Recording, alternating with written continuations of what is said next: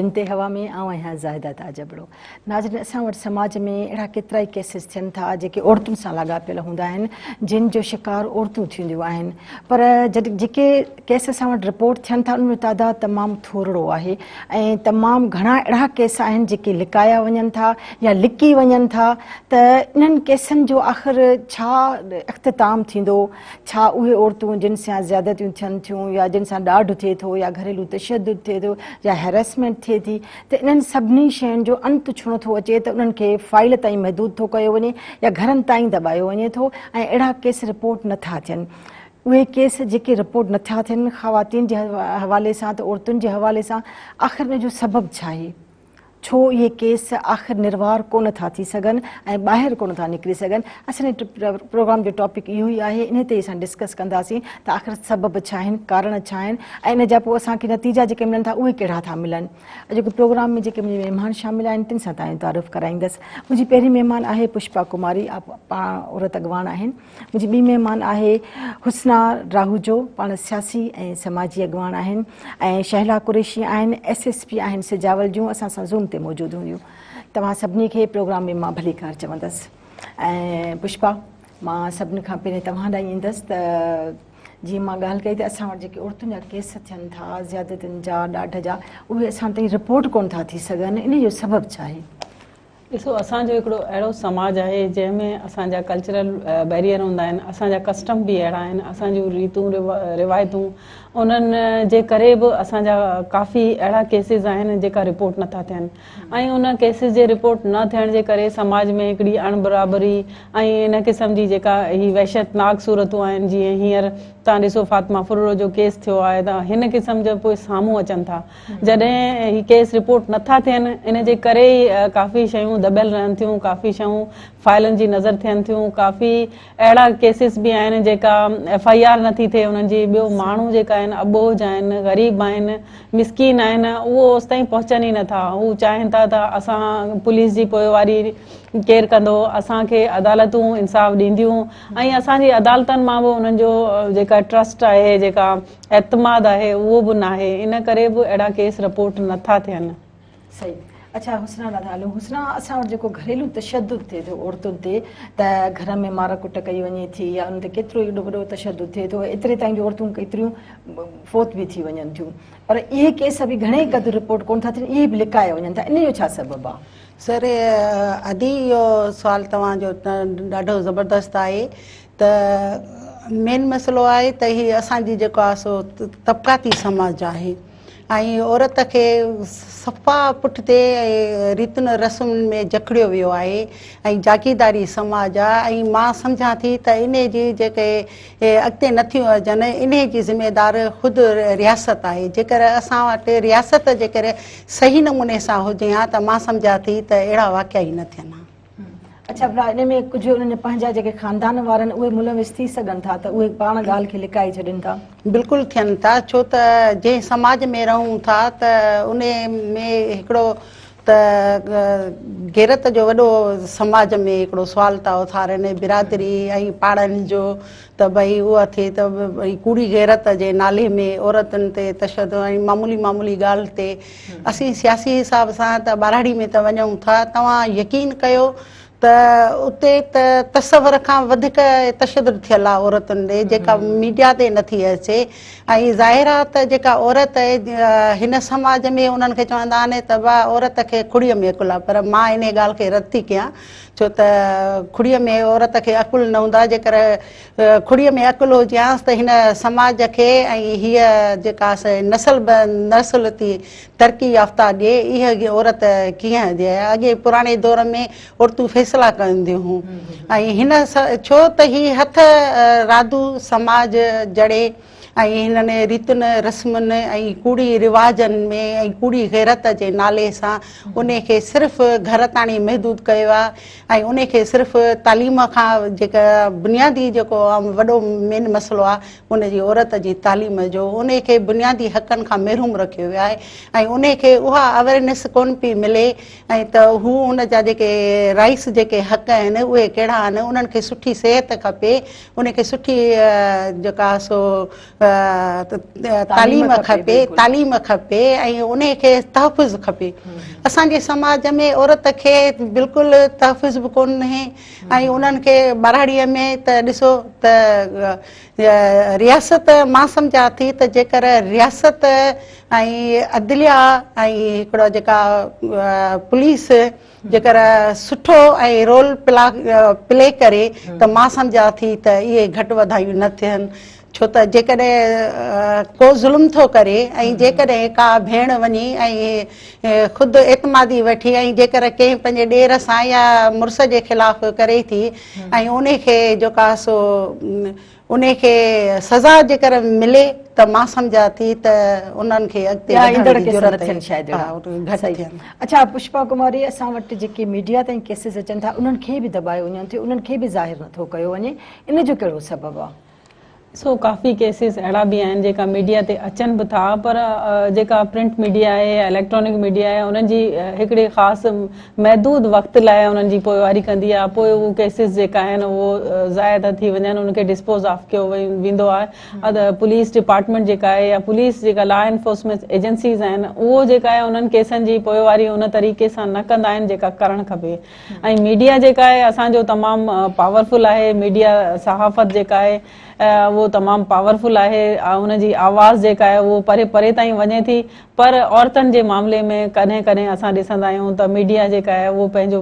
Role play न कंदी आहे। जेका अदी उसना चए पई त असांजे समाजी तौर ते औरत खे हिकिड़ो अहिड़े तरीक़े सां ट्रीट कयो वेंदो आहे त हीअ हिकिड़ी औरत आहे। हिन जा केसिस जेका आहिनि उन्हनि खे हाई प्रोफाइल केसिस नथा ठाहिया वञनि। जॾहिं ही कारोकारी जा वाक़िया थींदा आहिनि, हिकिड़ी जस्ट ख़बर ईंदी आहे त कारोकारी जो केस थियो आहे या गैरत जे नाले में क़तल कई वई आहे, उन्हनि खां पोइ हू मीडिया जेका आहे उहो हाईलाइट त कंदी आहे पर उहो देर ताईं या हुनजे इंसाफ़ ताईं या इंसाफ़ जी फराहमी ताईं या जस्टिस ताईं उहो मीडिया उनखे नथी खणी वञी सघे। त उहो हिकिड़ो केस जेका आहे हफ़्तो या महीनो हले थो, उन खां पोइ उहो ख़ामोश थी वञनि ऐं उहो जेका ख़ामोशी आहे उहो ज़ाहिर आहे हुन औरत खे हुन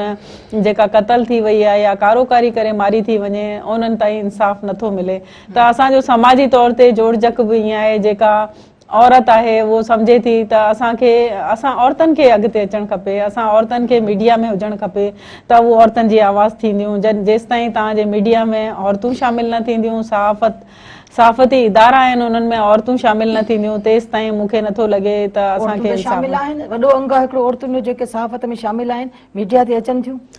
ते अचनि थियूं पर उहो औरतुनि जी जेका पोइवारी करणु जेका आख़िर ताईं उन्हनि खे इंसाफ़ ॾियारण में उहो शामिल नथियूं हुजनि। त मुंहिंजे ख़्याल में औरतुनि हटिजी वञनि थियूं। हिन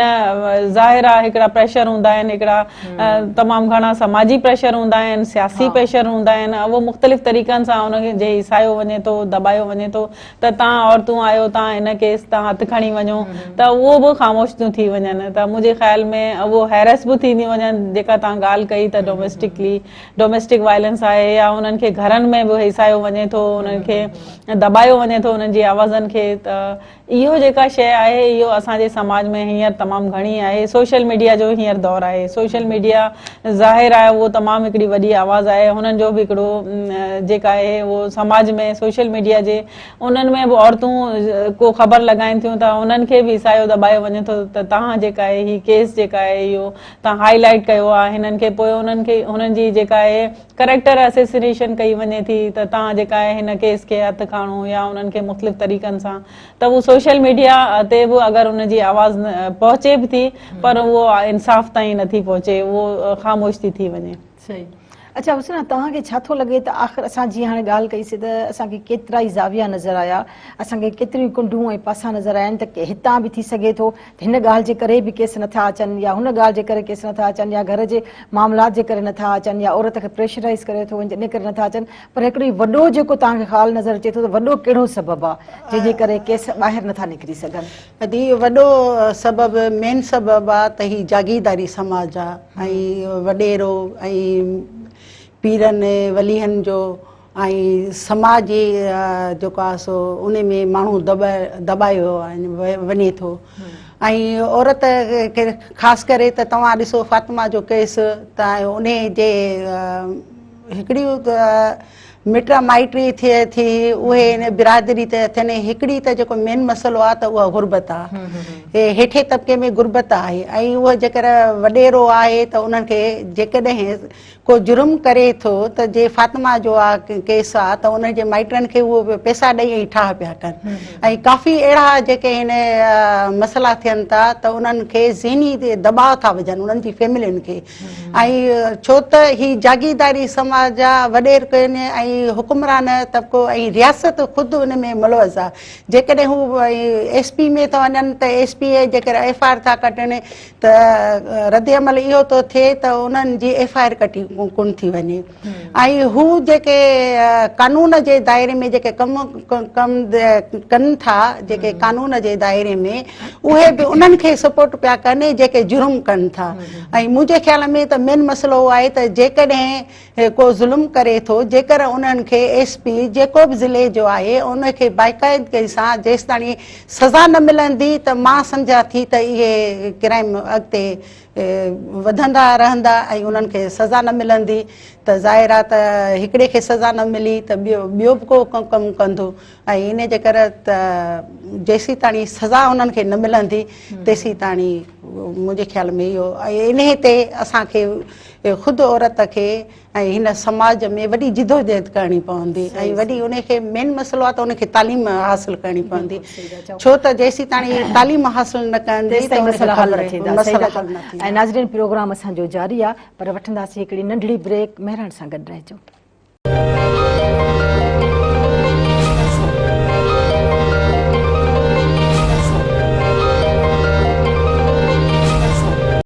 वेलकम बैक नाज़रीन ॿीहर हाज़िर आहियूं बिनते हवा में असां सां ज़ूम ते मौजूद आहिनि SSP सिजावल जूं शहला कुरैशी शहला आप क्या समझती हैं कि हमारे यहाँ जो औरतों के केसेस होते हैं जैसे घरेलू तशद्दुद हो गया या हैरेसमेंट के केस हो गए या यहाँ तक कि उनके कत्ल के भी मामला जो हैं वो छुपाए जाते हैं वो रिपोर्ट नहीं होते आप क्या समझती हैं कि आपके जहन में क्या आता है कि क्या इसके असबाब हैं क्यों ये रिपोर्ट नहीं होती थैंक यू सो मच आपने अपॉर्चुनिटी दी और देखिए मैं तकरीबन 4 साल AIG gender crime human rights पे काम किया है और मैं ये देखती हूँ या समझती हूँ कि जो खवातीन से मुताल्लिक़ मामलात है चाहे वो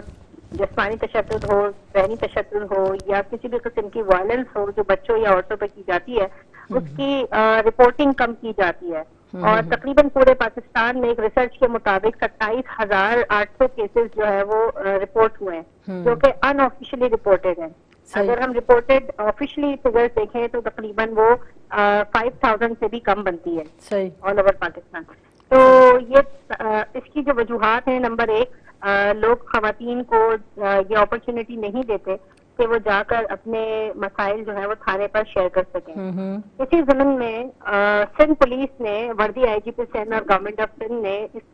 ज़मीन में काफ़ी काम किया और खवातीन और बच्चों से मुतालिक या जेंडर के मुतालिक उसमें चाहे वो ट्रांसजेंडर हो या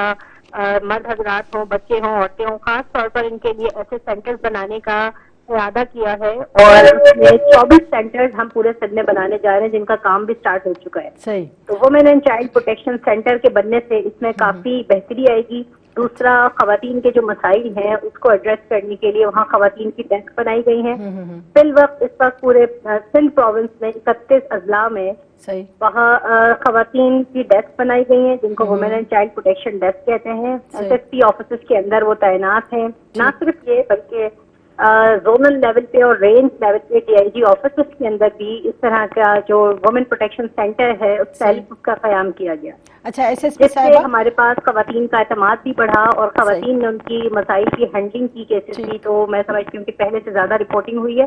और लोग ये समझते हैं या मीडिया पे जो खबरें आती है उससे भी अंदाजा होता है कि केसेस बहुत बढ़ गए सही ऐसा नहीं है केसेस पहले भी होते थे लेकिन रिपोर्ट नहीं होते थे लेकिन चूंकि अब एक मैकेनिज्म डिवाइस किया गया है और एक पॉलिसी डिवाइस की गई है तब खवातीन और बच्चे और इस तरह के जो भी ट्रांसजेंडर के मसाइल हैं वो पुलिस के पास रिपोर्ट भी होते हैं और उनका बर वक्त अदालत भी किया जाता है अच्छा शैला करना या उनके मारपीट करना या ऑनर किलिंग तो ये बिल्कुल भी अलाउड नहीं है कानूनी तौर पर कि किसी भी किस्म का उनको वायलेंस किया जाए और पहले ऑनर किलिंग को तसव्वुर किया जाता था कि ठीक है इट्स एन ऑनर और मार दिया गैरत के नाम पे नो ठीक ये अब ऐसा नहीं है ऑनर किलिंग जो है वो मर्डर ट्रीट किया जाता है एक कत्ल जो उसमें आता है दायरे में, और इसमें 302 का पर्चा होता है, और वो बाप ने बेटी का किया हो या किसी अजीज ने रिश्तेदार ने किया हो या शौहर ने किया हो या किसी भी शख्स ने किया हो। ठीक। तो इसमें अगर हम देखें तो अब इस तरह नहीं है कि इन क्राइम्स को अनअटेंडेड छोड़ दिया जाए, बल्कि इनके ऊपर भरपूर कार्रवाई होती है और पहले से ज्यादा सख्त तरीन सजाएं भी दी जाती हैं। अगर हम रेप की बात कर ले या और दीगर जो सेक्सुअल असॉल्ट हैं उसकी बात करें, तो मैं डिस्ट्रिक्ट सेंट्रल में फिफ्थ इन्वेस्टिगेशन टीम में तकरीबन 2.5 साल काम किया, तो मैं अपना एनालिसिस बता रही हूँ वहाँ की रिपोर्ट का कि 35% हमारी जो कन्विक्शन थी वो रेप केसेस के अंदर इंक्रीज हुई। और इसी तरीके से अगर अदर अजला में भी हम काम कर रहे हैं और ये बेहतरी आ रही है, पहले से ज्यादा जो है वो जो जराइम करने वाले अनासर हैं उनकी सरकोबी के लिए इक़दाम किए गए हैं और उनको सख्त से सख्त सजाएं दिलवाई जा रही हैं। सही। अच्छा शहला कुरैशी साहबा, जैसे आपने बात की तो इससे तो जाहिर होता है काफ़ी रिफॉर्म्स हैं जो आप लाए चुकी हैं कि कैसे ज़ाहिर किए जाएं, मगर इसके बावजूद भी इस वक्त आप सिजावल में बैठी हैं और सिजावल में काफ़ी ऐसे केसेस हैं जो हो चुके हैं मगर मीडिया तक नहीं आई, इसका क्या सबब हुआ? मतलब रिपोर्ट नहीं हुई? मेरी यहाँ पोस्टिंग हुई तकरीबन 1 माह पहले, तो गुज़िश्ता 1 माह के अंदर 2 केसेस इस तरह के रिपोर्ट हुए और उनको खुदकुशी का रंग दिया जा रहा था।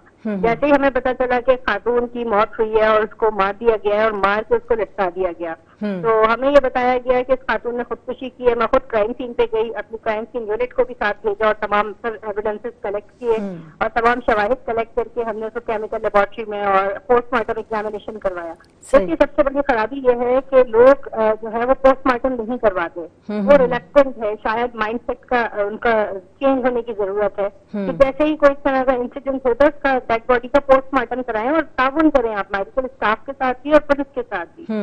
और ये बहुत जरूरी होता है किसी भी केस को बतदरीज हल करने के लिए। अगर पोस्टमार्टम किए बिना उसे दफन कर दिया जाता है तो जाहिर सी बात है बहुत सारी एविडेंसेस जो है जो बर वक्त मिल सकती थी वो जाया कर देते हैं। तो इस पर हम डिस्करेज करते हैं लोगों को कि भाई आप इस तरह ना करें, पोस्टमार्टम होने में कोई रुकावट ना बने, मेडिकल हॉस्पिटल में हंगामा आराई शुरू कर देते हैं या इस तरह, तो उनके खिलाफ भी हम कार्रवाई करते हैं। सही। दूसरा ये कि पोस्टमार्टम टाइम पर हो जाए, उसकी असेसमेंट प्रॉपर हो कि कॉज ऑफ डेथ क्या है, मार के उसको लटका दिया गया, तो हमने इससे 0 टॉलरेंस रखी और मुल्जिमों को भी कैफरे किरदार तक पहुंचाने के लिए भरपूर कोशिशें की जा रही है। जहाँ तक बात है कि ये जो केसेस हैं इनको छुपाया जाता है और रिपोर्ट नहीं होता, तो ऐसा कुछ भी नहीं है। अगर कोई मर्डर होता है तो ऑफकोर्स वो खून छुपता नहीं है, वो सामने आ जाते हैं एविडेंसेस और सारी चीजें। अगर उसको आप गलत खुदकुशी के भी पर्चा कटवा दें, लेकिन जो तफ्तीश है पुलिस के पास एक तहकीक करने का, तफ्तीश करने का एक एलिमेंट मौजूद है, तो उन तमाम एविडेंसेस की रोशनी में केस को पाया तकनीक तक पहुंचाया जाता है। और न सिर्फ ये बल्कि हमने तफ्तीश के अंदर भी बहुत ज्यादा रिफॉर्म्स लेकर आए हैं। और पहले जो तफ्तीश की नाक़िस होती थी और उसमें लोग छूट जाया करते थे या उनको बेनिफिट ऑफ डाउट मिल जाता था, तो अब उसमें मेडिकल एविडेंसेस भी हैं, फॉरेंसिक एविडेंसेस भी हैं और केमिकल एविडेंसेस हैं। तो ये तमाम पर चीजें जब मिलती हैं हालात और वाक़यात की रोशनी में, तो वो केस जामे हो जाता है और उसमें सजा मिलने का इम्कान जो है वो मजबूत हो जाता है। सही। तो ये सारी चीजें हैं जो कि तफ्तीश में जो IG संघ हैं उन्होंने काफी रिफॉर्म्स लाए भी हैं और मजीद इस ज़िम्मे में कोशिशें की जा रही हैं और अच्छे बेहतरीन ऑफिसर्स को तफ्तीश दी जाती है। और रैंक्स भी हमने इसके अंदर तैनात किए हैं कि भाई सब इंस्पेक्टर और इंस्पेक्टर से नीचे रैंक का जो बंदा है वो तफ्तीश नहीं करेगा और ये भी करे। इसके साथ साथ उसको मजीद इक्विप भी किया, ट्रेनिंग की, उसको नेशनल इंटरनेशनल स्तर पे उसको ट्रेन किया, एविडेंसेस की प्रॉपर कलेक्शन हो और केस को जामे और मजबूत तरीके से जांच करके उससे कैफरे के दांत तक पहुंचाया जाए। सही। अच्छा शहला, आपके पास जो केसेस आ रहे हैं उनमें ज़्यादातर केसेस कौन से होते हैं? हरासमेंट के होते हैं, मर्डर के होते हैं या डोमेस्टिक वायलेंस के होते हैं? देखिए अभी तक जो 1 माह में मेरा सजावल जिले में एक्सपीरियंस रहा उसकी रोशनी में अगर आपसे बात करूं तो यहाँ पर खवातीन के छोटे बच्चे हैं उनको पेरेंट्स ने उनसे जुदा कर दिया या शौहर के पास नहीं जाने दे रहे, इस तरह के 2-3 केसेस आए थे। हमने बर वक्त कार्रवाई करके उन खवातीन को उनके बच्चों से मिलवाया। तो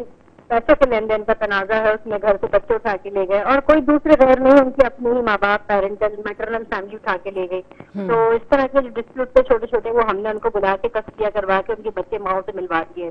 और जहाँ तक बात है हैरेसमेंट की, तो harassment is everywhere, not to speak of Sujawal के यहाँ है, ये तो कहीं पे भी हो सकती है। अगर कहीं अभी तक हमारे पास हैरेसमेंट का कोई मामला रिपोर्ट नहीं हुआ। एक केस हुआ है जिसके अंदर हस्बैंड आया था कि मेरी वाइफ को उसके घर वालों ने रोक लिया और मुझसे मिलने नहीं दिए,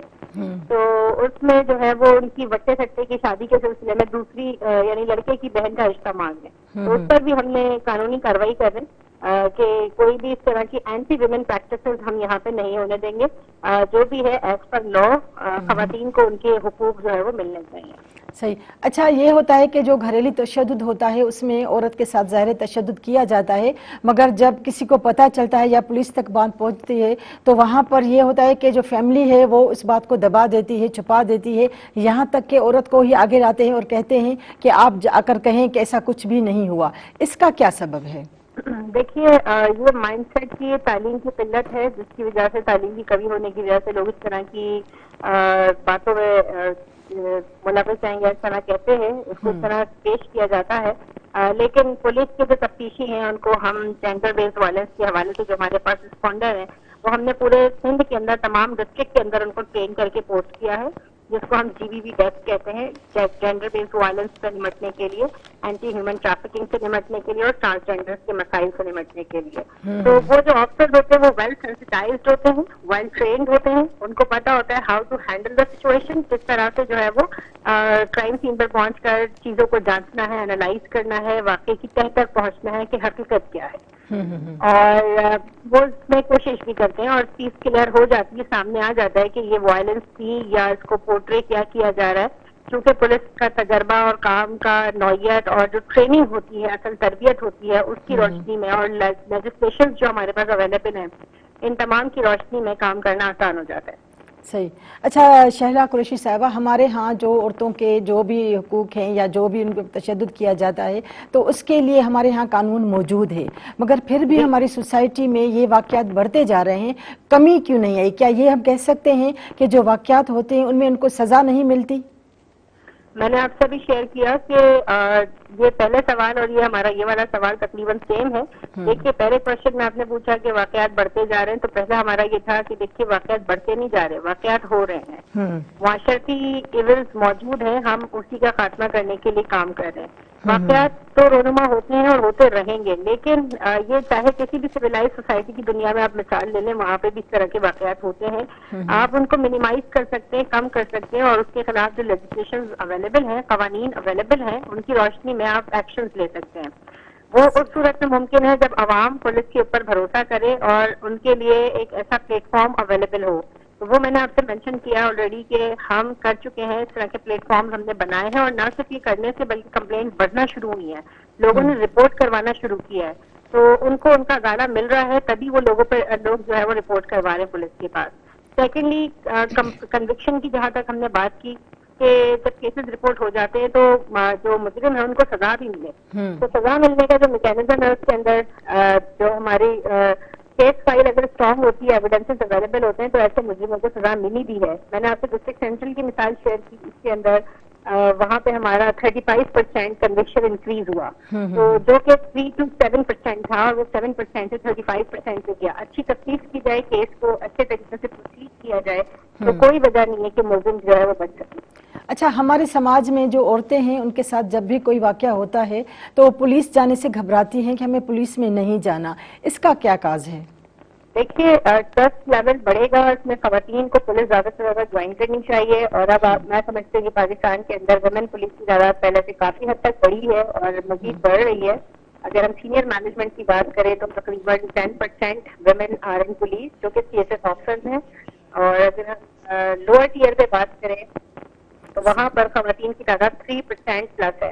तो इस जमीन में खवातीन अगर ज्यादा से ज्यादा पुलिस को ज्वाइन करेंगी और लोगों के मसाइल हल करेंगी, तो खवातीन के मसाइल और बच्चों के मसाइल एड्रेस करने में आसानी होगी और लोगों का कॉन्फिडेंस बढ़ेगा। बल्कि ये हमारी एक तहकीक भी है, एक रिसर्च भी है कि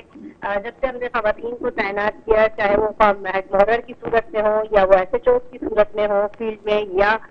SSPs हो या SP ASPs मौजूद हो, तो खवातीन के पास लोगों का जो थ्रेशोल्ड है कंप्लेंट लाने का वो बड़ा है। और क्योंकि खवातीन को ट्रस्ट करते हैं और उनका एक कंपैशनेट एटीट्यूड होता है, बिहेवियर खवातीन का पोलाइट होता है, एक अच्छे रवैये की वजह से थाने में काफी तब्दीलियां आई हैं। और खवातीन जहाँ जहाँ तक पहुंचे थे उनकी वजह से खवातीन उनके पास जाती थी और अपने कंफर्ट जोन में, अपना अच्छे कंफर्ट लेवल में अपना रही हैं, और चूंकि उनको जागृति भी मिलती है, उनकी जाने से अच्छा रिस्पॉन्स मिलता है, तो काफी बेहतरी आई है। लेकिन इसमें मैं आपसे रिक्वेस्ट करूंगी इस पैनल के थ्रू कि ज्यादा से ज्यादा खवातीन जो है वो पुलिस को ज्वाइन करें, ताकि हम इसको चेंज कर सकें, इस रवैये को, इसको तब्दीली ला सकें और खवातीन के मसाइल का हल किया जा सके। बिल्कुल, आप बिल्कुल सही कह रही हैं। मेहरबानी शहला कुरैशी, SSP सिजावर, आपकी बहुत मेहरबानी। नाज़रीन, प्रोग्राम असांजो जारी आहे, पर असां वठंदासीं हिकिड़ी नंढड़ी साही। असां सां गॾु रहिजो।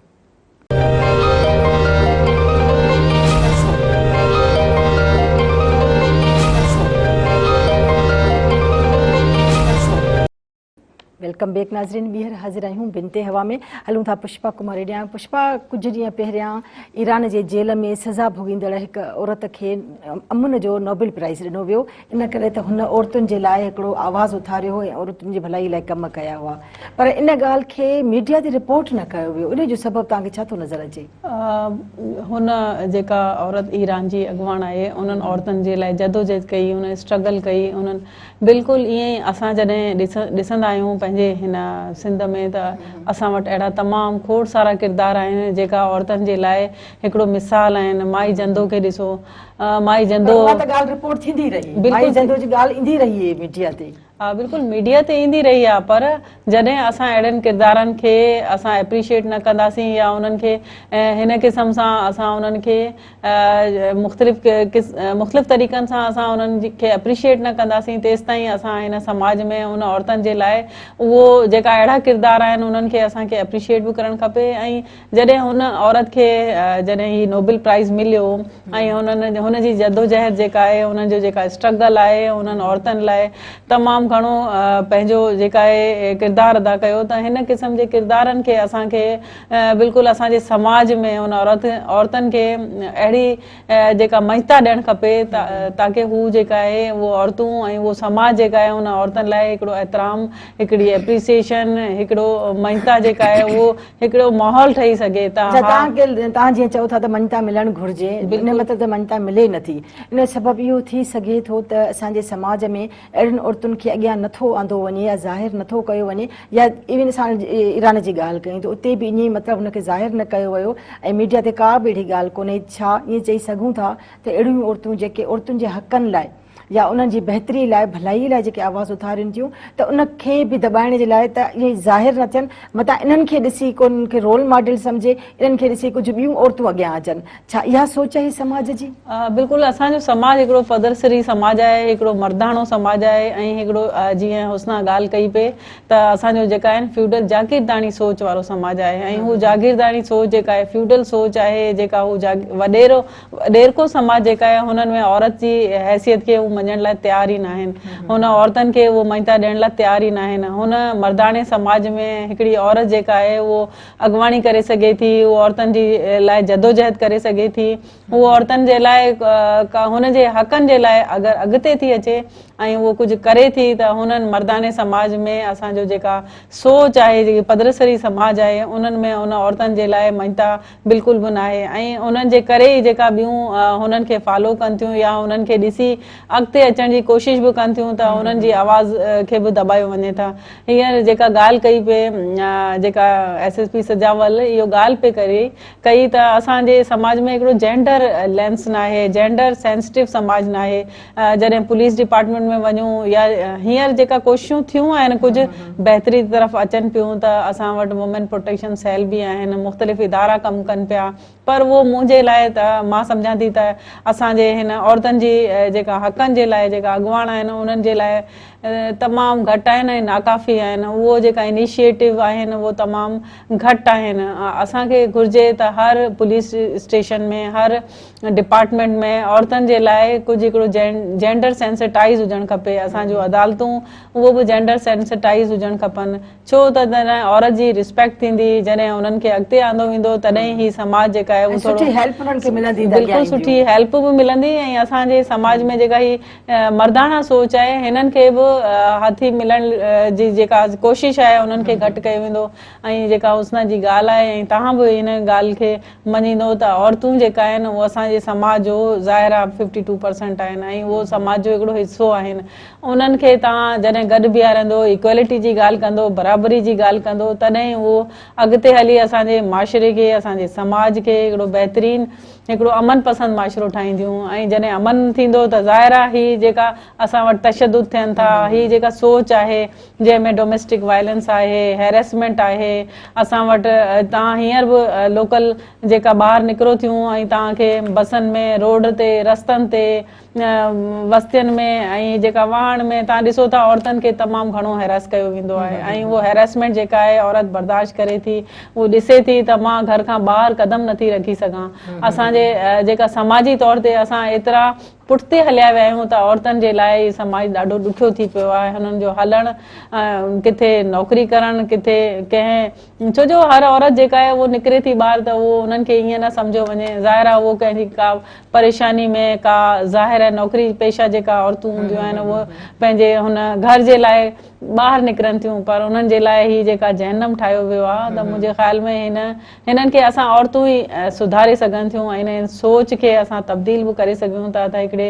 मर्दानी सोच आहे या जेका पदरसरी समाज आहे उन्हनि में उन औरतूं ई अॻिते अची सघूं थियूं जेसि ताईं उहे अॻिते न ईंदियूं जेसि ताईं उन सोच खे न बदिलाइबो तेसि ताईं मुंहिंजे ख़्याल में असांजे समाज में उहो हिकिड़ो अमन पसंदि जेका समाज आहे उहो नथो थी सघे सही अच्छा हुस्ना राहू जो असां वटि जेका जॾहिं औरत ॿाहिरि निकिरे थी त उनजे ॿाहिरि निकिरण ते एतिराज़ एतिरो नथो कयो वञे पर जेकॾहिं उहा औरत जेका औरतुनि जे हक़नि जे लाइ आवाज़ थी उथारे या उहा औरत लीडर जेका औरतुनि जे हक़नि लाइ अॻियां अचणु थी चाहे या उहे तहरीकूं आहिनि जेके औरतुनि जूं हलनि थियूं उन्हनि खे समाज ख़राब थो सम्झे त इहे छो थियूं अचनि अॻियां ऐं छो थियूं अचे औरतुनि जे हक़नि जी ॻाल्हि कनि जेकॾहिं इहे औरतूं नथियूं अचनि अॻियां त आख़िर सार केरु लहंदो ऐं केरु हूंदो जेको पोइ उन्हनि केसिस खे अॻियां आणींदो ॾाढो ज़बरदस्त ॻाल्हि आहे तव्हांजी ऐं मां सम्झां थी त इन में बि मुलविज़ ऐं असांजे जागीरदारी समाज आहे छो त समाज इंसान ते वॾो माना असरु थो रखे बिरादरी ते समाज में ऐं समाजी जेको ढांचो आहे ज़िंदगीअ जे मरहलनि में इन में मेन जेका असां ॻाल्हि आहे त जेसीं ताणी अदलिया ऐं जेसीं ताणी कंहिं ॾिसो न त जेके केसिस था थियनि उहे कहिड़ी नौयत जा थियनि था उहे रेप था थियनि उहे मासूम नियाणियुनि सां उहे ग़रीब तबिके सां था थियनि ऐं उहे त ॾिसो जेके पढ़ियल लिखियल हा यूनिवर्सिटियुनि में पढ़नि थियूं त यूनिवर्सिटियुनि में ख़ुदि हिरासमेंट कई थी वञे ऐं उन्हनि खे बि उन तशदुद जो निशानो बणाए थो वञे ऐं उन ते आवाज़ छो कोन थो थिए मां सम्झां थी त इहा सॼी कमज़ोरी ऐं जेका रियासत जी आहे जेसि ताणी रियासत सही न हूंदी ऐं जेसीं ताणी कंहिं औरत खे आम औरत खे जेका रोड अधी चयो त रोडनि में मां त सम्झां थी त जेके रोडनि ऐं नौकिरियूं थियूं जेके जॉब थियूं कनि उन्हनि ते यूनिवर्सिटी तालीमी इदारनि में बि असांजी नियाणियुनि खे तहफ़ुज़ न आहिनि ऐं असांजी त नियाणियूं घरनि में बि उन्हनि खे जेका सो तहफ़ुज़ जे फराहमी नथी थिए त जेसीं ताणी रियासत ऐं जेसीं ताणी जेके अदलिया जा इदारा आहिनि जेके पुलिस जे जेको किरदारु आहे जेकॾहिं उहे